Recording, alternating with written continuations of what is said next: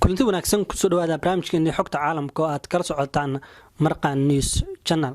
waxaana barnaamijkeena kusoo qaadan doonaa shanta dal ee ugu quwadda badan dhanka muslimiinta waqtigani sanadka 2017 baaritaan la sameeyay.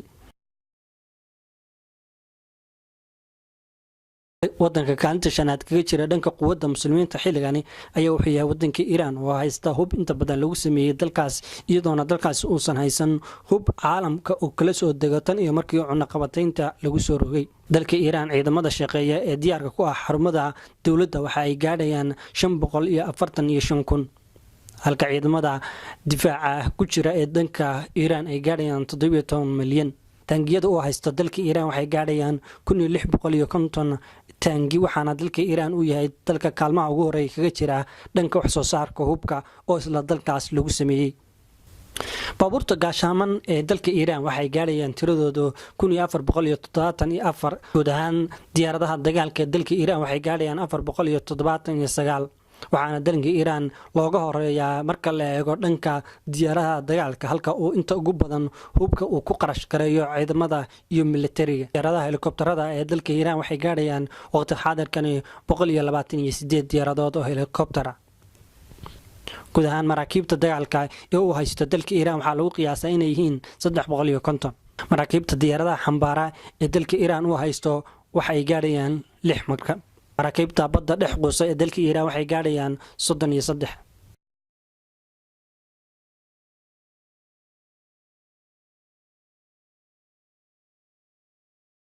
wadanka kaalinta afraad kaga jira muslimiinta dhanka awoodda xilligani waxa ay noqonayaa wadanka Indonesia. dalka Indonesia waxa uu leeyahay ciidamada diyaarka ku ah xarumaha dawladda ee shaqeeya oo gaadhaya 470,000 halka ciidamada kaydka dalka Indonesia ay gaadhayaan 8 milyan. taasoo macnaheedu tahay in dalka Indonesia uu uga horeeyo dalka Iran dhanka ciidamada difaaca iyo waliba ciidamada shaqeeya.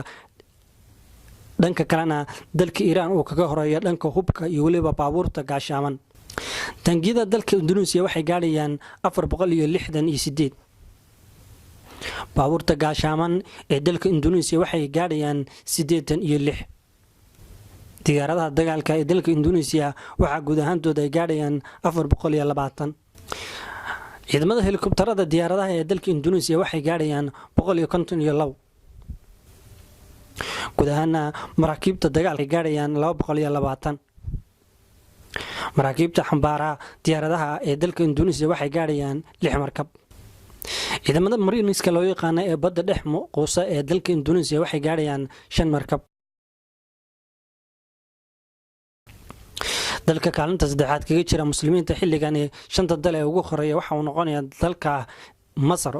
waxaana dalka Masar ciidamada u diyaarka xarumaha dawladda ee shaqeeya maalin kasta ay gaadhayaan 430,000 iyo 600 askari halka ciidamada kaydka dalka Masar ay gaadhayaan 7.85 milyan.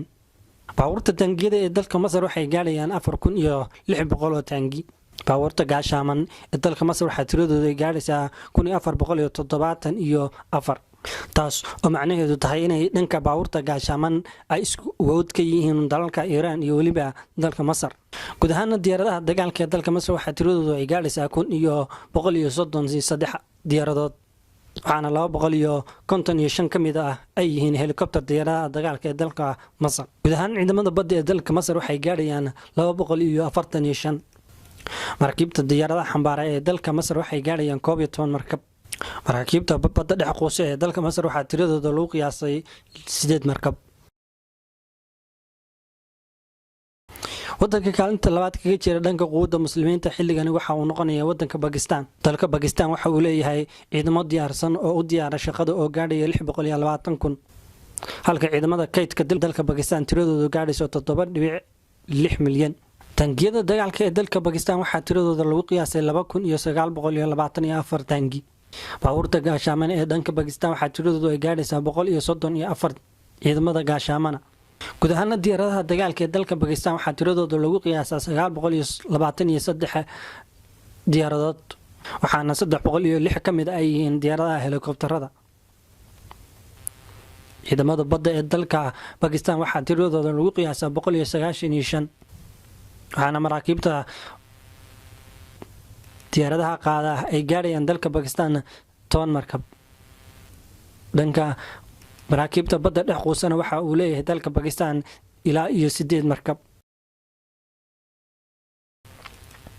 wadanka kaalinta koobaad ka galay muslimiinta xilligan shanta dal ee ugu awoodda badan waxa uu yahay wadanka Turkiga oo la aaminsan yahay tan iyo intii uu xilka qabtay madaxweynaha dalka Turkiga Recep Tayyip Erdogan inuu awood badan ka sameeyay dhanka horumarka ciidamada iyo waliba dhanka dhaqaalaha dalkaas.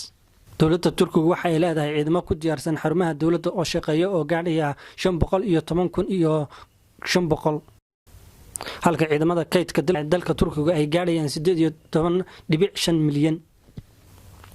dowladda Turkiga waxa ay leedahay taangiyo casri ah oo intiisa badan ay ka iibsatay dalka Ruushka oo gaadhaya ilaa iyo 3,800 oo taangi.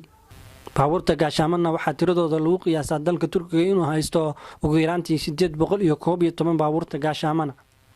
guud ahaan diyaaradaha dagaalka ee dalka Turkiga waxaa tiradooda lagu qiyaasaa 1,007 diyaaradood. diyaaradaha helikobtarada ee dalka Turkiga uu haysto waxaa tiradooda ay gaadhayaan 445. guud ahaan maraakiibta dagaalka ee dalka Turkiga waxaa tiradooda lagu qiyaasaa 194. dalka Turkiga waxa uu leeyahay ugu yaraantii 16 markab oo maraakiibta diyaaradaha xambaara.